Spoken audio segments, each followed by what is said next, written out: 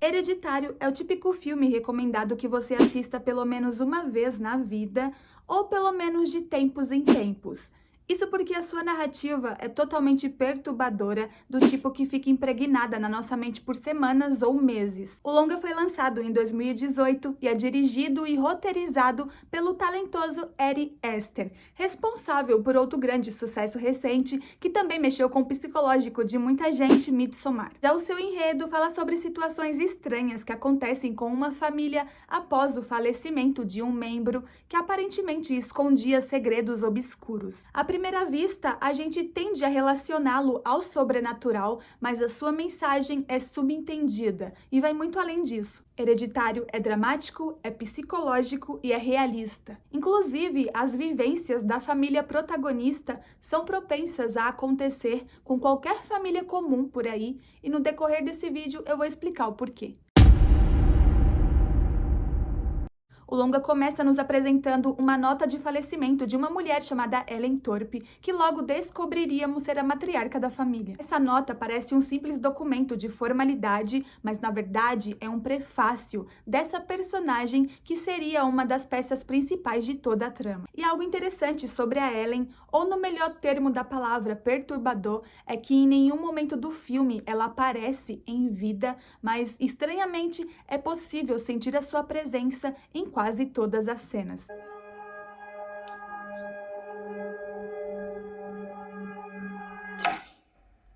Logo após, vemos Anne, filha de Ellen, discursando friamente em seu velório. Esse discurso é totalmente intuitivo, porque é como se fosse o filme literalmente desenhando, nos introduzindo ao contexto de quem era a Ellen. Anne destaca a mãe como uma mulher misteriosa e distante e se mostra uma filha bastante amargurada. E o que fica entendido é que Ellen não era um ente tão querido pela família, com exceção de sua neta Charlie, que possuía um vínculo muito forte e sombrio com ela.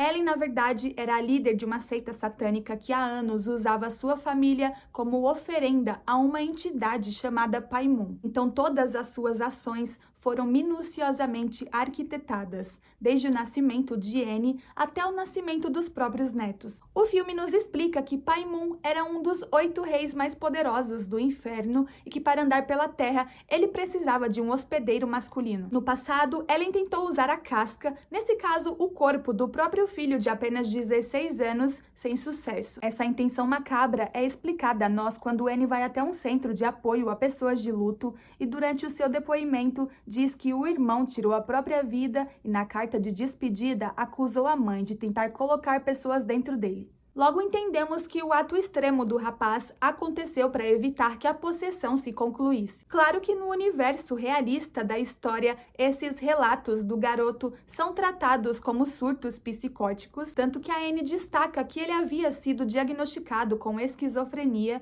E essa abordagem é bem interessante, porque é nessas que a gente começa a sacar o subtexto do roteiro.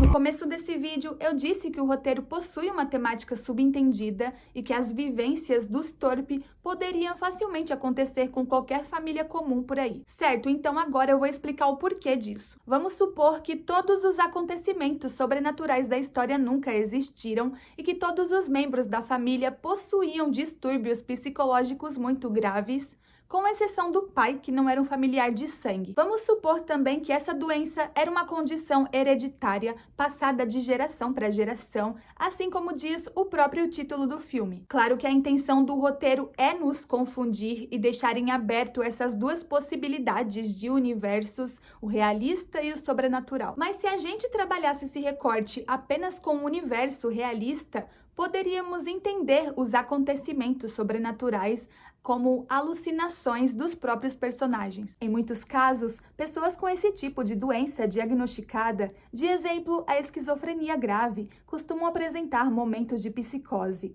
e criar teorias mirabolantes de perseguição sobre pessoas, política, claro, se elas não tiverem um devido tratamento. Certo, então vamos supor que a seita de Ellen nunca existiu e que ela apenas criava essas histórias em decorrência dos seus distúrbios. Histórias essas que se potencializaram paralisavam na cabeça de Annie e na de seu irmão, que, em um estágio mais avançado da doença, acabou tirando a própria vida. A princípio, o filme nos vende a ideia de que os acontecimentos esquisitos com a família só começam após a morte de Ellen. Porém, há alguns indícios que nos mostram que isso acontecia desde muito antes. Um exemplo é um relato que Annie faz a Peter durante uma discussão, onde ela diz que nunca quis engravidar dele, que tentou abortar várias vezes e que a sua gestação foi fruto de uma manipulação psicológica que ela sofreu da mãe. Então ela dá a entender que passou por uma grave depressão durante a gravidez e que criou várias teorias da conspiração contra Ellen. Outro relato que ela faz também é durante uma conversa com uma mulher chamada Joan, onde ela diz que certa vez, durante uma crise de sonambulismo, foi até o quarto dos filhos, os ensopou com um conteúdo altamente inflamável e por pouco não ateou fogo nos dois. Então essas são pistas que nos mostram que muito antes da morte de Ellen, a família já passava por situações bastante perturbadoras, mas que podiam não ter nenhuma relação com o sobrenatural. E falando da personagem Joan, a sua aparição no filme me faz criar alguns questionamentos controversos a esse universo psicológico, realista. Se tudo era coisa da cabeça deles, então por que ela se revela como parte da seita?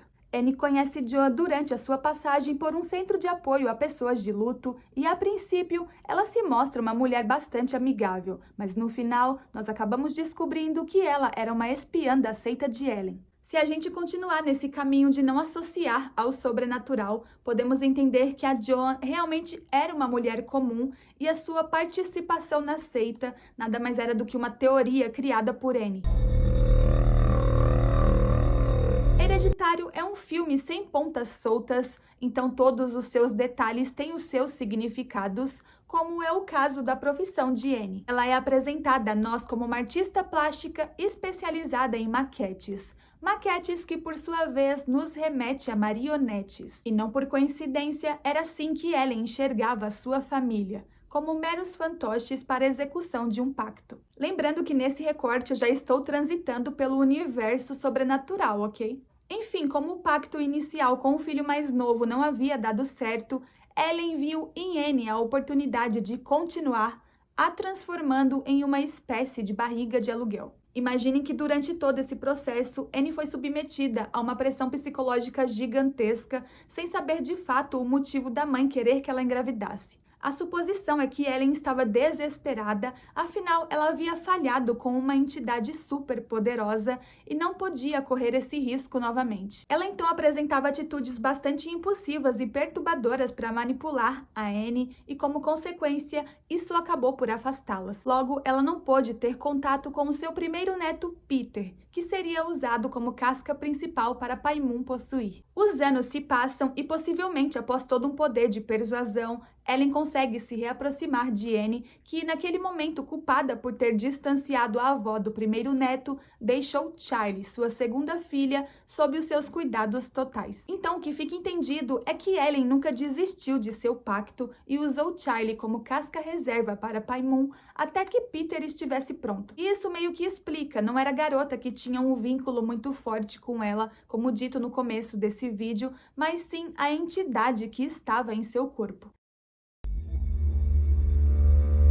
Charlie era a filha caçula de Annie que dividia o seu corpo com Pai Moon. Ela tinha um grande apego pela Casa da Árvore e não por coincidência. Afinal, mais tarde descobriríamos que o lugar seria o cenário principal para a invocação definitiva de Pai Moon. Então, certamente, esse apego não vinha dela e sim dele. E o filme chega a nos explicar o porquê Pai Moon não conseguia assumir totalmente o seu corpo. Pai Moon é masculino, por isso precisa de um corpo masculino. Um complemento que eu penso para justificar o porquê da distinção de sexo é que, por ser uma figura feminina, por muito tempo considerada o sexo frágil em teorias retrógradas, o corpo da Charlie não suportaria toda a energia do Pai Moon. Se repararmos bem, é possível identificar os momentos em que a entidade se manifestava no corpo de Charlie, como o estalar de línguas, que certamente, assim como o apego pela Casa da Árvore, não era uma característica que vinha dela, mas sim dele. Na sua opinião, você é que seria. E na minha percepção, esse estalo é muito curioso porque a sua sonoridade me remete a um cronômetro e a estadia do Pai Moon na Charlie era temporária, então a cada vez que ele fazia esse estalo com a língua, na minha cabeça era como se ele estivesse fazendo uma contagem regressiva. Outra característica, até que comum, mas que no meu ver era uma manifestação, era o gosto que a Charlie tinha por chocolate. Quando era realmente ela quem estava no comando, as suas expressões eram quase sempre de angústia, tristeza e medo. Sentimentos totalmente justificáveis. Afinal, possivelmente ela sabia que existia alguma coisa ruim dentro dela. Agora, se a gente reparar, quando ela comia chocolate, não havia expressão nenhuma. E se houvesse, era totalmente apática. Literalmente uma mudança de personalidade, assim como ela fazia com o estalar de línguas. E eu tentei encontrar alguma justificativa do porquê esse destaque à figura do chocolate, e eu consegui chegar a algumas suposições interessantes. Vamos lá, como dito antes, para Ellen, os seus familiares eram apenas fantoches, então vamos supor que todos já nasceram com seus destinos tragicamente traçados. O de Charlie era nascer, servir de casca reserva para Pai Moon e morrer para que ele saísse de seu corpo e migrasse para o de Peter. Agora reparem que a morte dela é ocasionada indiretamente pelo chocolate. Ela come um pedaço de bolo e passa mal após uma reação alérgica, não ao chocolate, mas sim ao seu recheio, que era feito de nozes. E para quem assistiu ao filme sabe que ela não morre em decorrência da alergia, mas sim em um acidente a caminho do hospital. Então eu vejo essa cena como o destino dela minuciosamente planejado. Ela precisava comer aquela fatia de bolo para passar mal e morrer,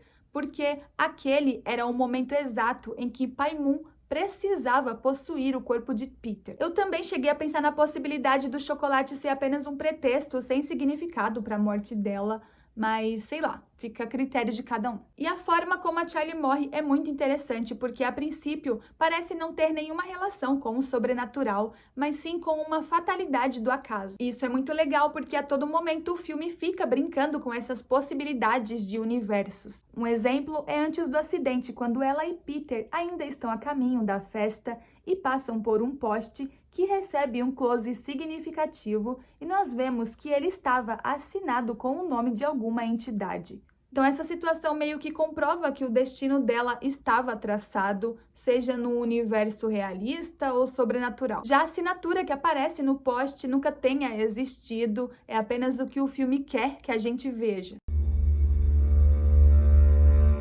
Peter era o filho mais velho de Annie e possuía uma personalidade bastante melancólica. Mas, ao contrário de Charlie, ele ainda aparentava ter uma vida social comum. Era um bom aluno na escola, tinha amigos e até um flerte.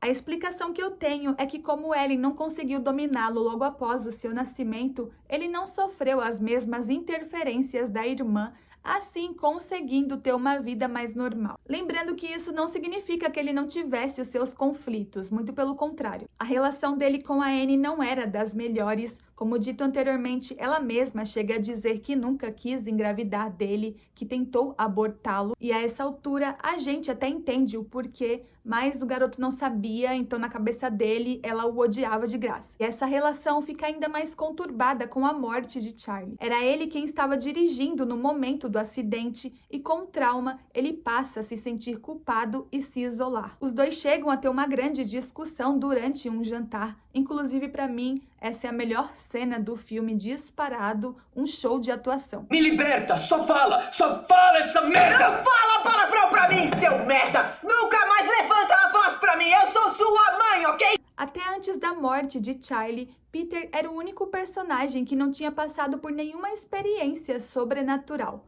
Com exceção do pai, que é basicamente um figurante, então eu não vou nem considerar. Mas após a morte, ele passa a ter alucinações, a começar pelo estalar de línguas. Quando escuta o barulho, ele rapidamente associa ao fantasma da Charlie, mas vocês lembram que eu disse que essa característica não era dela, né? Então sim, era o Pai Moon se aproximando. E uma cena que eu também enxergo como uma discreta manifestação é quando o Peter está na escola com seus amigos, fumando, tentando distrair. De repente ele começa a ter uma crise de ansiedade e durante essa crise ele reproduz a última frase da Charlie em vida, que era: "A minha garganta tá fechando". A minha garganta tá inchando. Minha garganta tá inchando. A teoria que eu crio é que ele reproduziu uma frase, a última frase da irmã, antes do Paimon sair de seu corpo. Então, eu enxergo muito esse processo, né? Essa repetição de frase como um momento ali de transição. Agora, se trabalhássemos essa cena apenas com o universo psicológico, poderíamos entendê-la como uma resposta da mente a um trauma recente. Pode acontecer. Dito isso, o que me parece é que esse processo de possessão estava acontecendo por estágios e para possuir o corpo de Peter, Paimon precisava de uma permissão, mesmo que indireta. E essa permissão acontece justamente quando Annie, a essa altura já apresentando atitudes totalmente irreais, chama Peter e o marido, Steven, para fazer uma sessão espírita para a invocação de Charlie. Ela havia criado uma amizade com Joan, que havia lhe ensinado a fazer essas invocações, então ela estava desesperada para trazer a menina de volta. Joan, que por sua vez era a mulher que se passou por amiga, mas que na verdade era integrante da seita de Ellen. Então a Annie acreditava estar chamando por Charlie, mas na verdade ela estava autorizando Paimon a possuir o corpo de seu filho. Tanto que logo depois desse episódio, Peter tem um grande surto na escola e nos entrega uma das cenas mais perturbadoras do filme.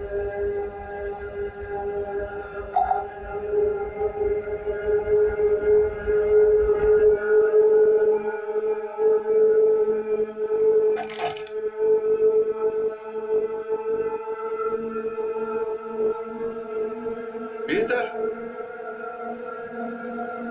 Peter, qual o problema? Peter, você está bem?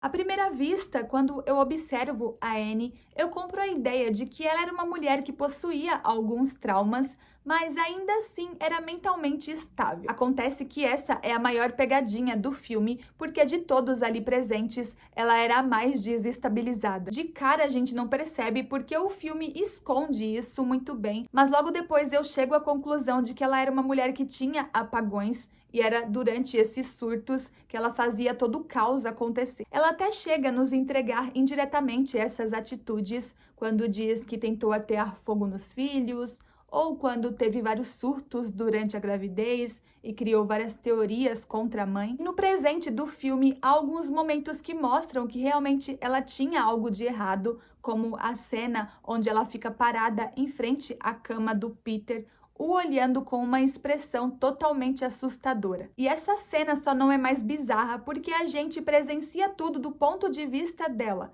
Então a gente entende o porquê ela estava com aquela expressão. Ela não queria fazer mal ao Peter. Ela estava passando por um momento de psicose e o imaginando morto, então a sua reação é totalmente entendível. Porém, quando ela acorda, nós vemos o ponto de vista do Peter. Ele está olhando para ela com uma feição totalmente assustado. Então se coloquem no lugar dele, é realmente perturbador. Há uma cena onde ela encontra o corpo da mãe no sótão e fica totalmente assustada, então ela chama o marido Steven para relatar a descoberta e ele a acusa de ter colocado o corpo lá. Claro que ela nega, afinal ela não se lembrava de nada e a gente até acredita nas suas justificativas. Mas quando ele complementa dizendo que ela fazia aquilo durante as suas saídas para o cinema, tudo começa a fazer sentido. Ela realmente mentia quando dizia a ele que iria ao cinema, mas pelo menos o que o filme nos mostra é que ela fazia uma terapia. Então o que fica entendido é que sim, ela frequentava essa terapia durante a lucidez,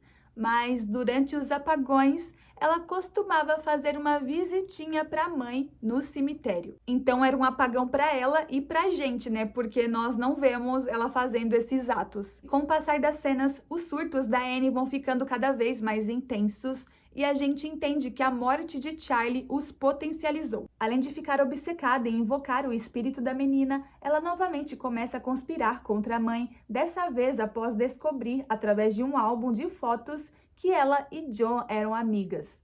Quando ela mostra as fotos, a gente vê que não tinha nada demais, mas naquela altura, na cabeça dela, ela já tinha uma convicção de que a mãe tinha uma seita e a Joan era uma integrante. E ainda nessa conspiração, ela mostra a Steven um livro de Charlie que tinha desenhos da família morta, alegando ser um presságio da menina.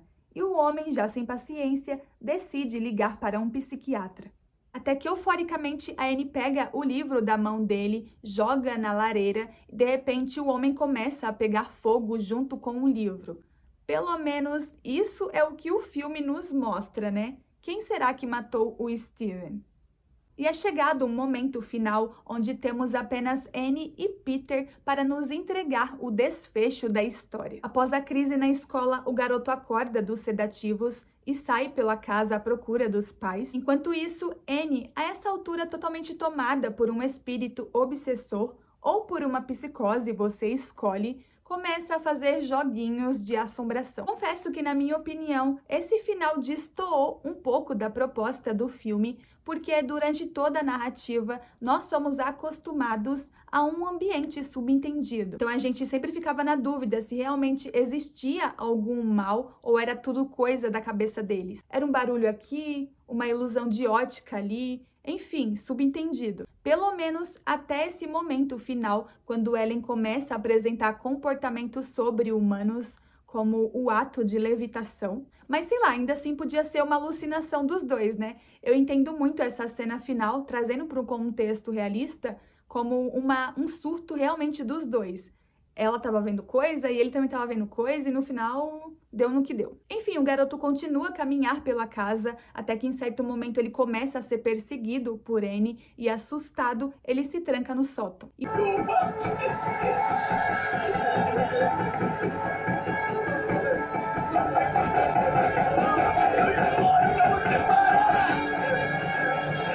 uma vez lá dentro, ele encontra o cadáver de sua avó e mais meia dúzia de pessoas nuas, certamente integrantes da seita, que inclusive estão presentes desde o começo do filme, como a gente começa a sacar, que eram eles que estavam lá no velório da Ellen. Por isso que a Annie estranha, né, tantos rostos novos. Até que chega um momento bem chocante, onde o Peter vê a sua mãe se mutilando no alto, né, levitando. Então, ele fica totalmente assustado, paralisado, até que, de repente, algo o assusta e ele se joga da janela. Após, vemos o seu corpo estirado no gramado e Paimon, enfim, o assumindo. Ele então se levanta e vai até a casa da árvore, onde todos os membros da seita o esperam, inclusive os cadáveres de sua mãe e avó.